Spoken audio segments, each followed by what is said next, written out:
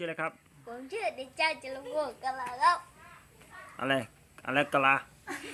เดี๋ยวใหม่โอเคที่อาจารย์โลเลือดจากผู้ชายเมียพระเจ้าละประเทศก็ไทยก็สวนอยู่เนื้อโลเลือดชาชิชาเลยชั่วโมงอ่ะไม่เฮ้ยร้องดีๆใหม่เดี๋ยวจะโดนตืบมานี่ร้องไม่เป็นพี่เอาใหม่ที่อาจารย์โลเลือดชาชิชาเป็นพระชาล็อก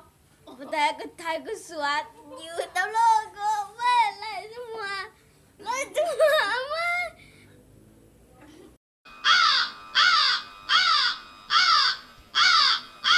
ราสมาคีไทยประเทศที่ไทยก็สวน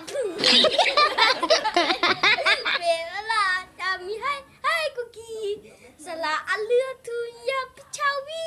โลประเทศไทยจะวิวิชัชโยว้าวโลประเทศไทยจะวิวิชัชโยว้าวโอ้โหมุงตรงร้องเพลงชาตินี่นะครับ